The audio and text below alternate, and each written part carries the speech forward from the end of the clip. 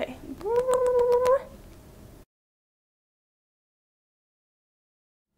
Hey, it's Taylor Pangman and welcome to The Tribe Life, your weekly resource to help you become the best version of you. We've all experienced that anxiety-producing thought that there is just not enough time in the day to do everything we want to do. Or maybe you're like me and you do 100 little things that are not very important, only to put off those seemingly more difficult but definitely more important tasks. It's the frustrating topic of time management. But don't worry, people, I've got 3 simple steps to help you become a master of your own time. These 3 simple steps will help you feel more in control of your days, and I promise you'll see your productivity skyrocket. Step 1, brain dump. Start by making a list of all the things you currently have on your plate that you need to do. So some things to include would be your work schedule, planned trips or events that you've already bought tickets for, grocery shopping, or planned dinners that you have with your friends. Then add all the activities that you want to do. So maybe you want to get a haircut, or have a regular workout schedule, or learn a new language. One tip if you have any larger tasks like clean your entire apartment, make sure you break those down into smaller, more manageable chunks. So for example, if you want to clean your entire apartment, maybe you focus on just cleaning your bedroom or the kitchen. The idea is to get all of those to-dos out of your head and down on paper. Once you've gotten all your tasks down on paper, take a minute to feel how good that feels to get all of that stuff out of your head. Step 2, prioritize. Now that you've written everything down, go back over your list and prioritize that to-do list on a scale from 1 to 3. 1 being necessary items, so like your work schedule. 2 being important, and 3 also being important, but it can wait. When you're ranking things, think about the bigger picture. What are your personal goals 6 months from now, 8 months from now, and a year? For example, maybe you want to run a half marathon in 6 months.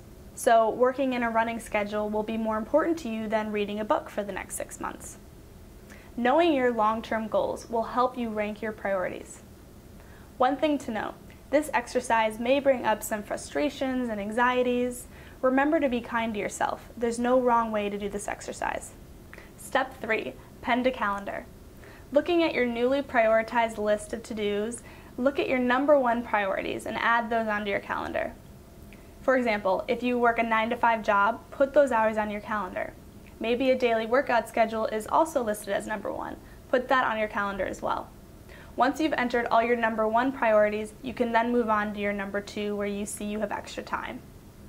One tip for this step, if you're someone who tends to overcommit or bombard your calendar with to-dos, hold yourself back from adding no more than 1 or 2 of your number 2 priorities, especially if you work a 9-to-5 job that takes up the majority of your time during the week. To keep this simple, just plan out the next week of activities. And at the end of the week, you'll know immediately what worked and what didn't, and you can change your schedule accordingly. It might be frustrating to not include everything that you deem important, but trust me when I say it's better to keep your calendar light and add in an extra to-do or 2 if you find that you have some extra time. I've found that when I overcommit, I bombard my calendar with to-dos, I end up getting really overwhelmed and I do less than I had planned.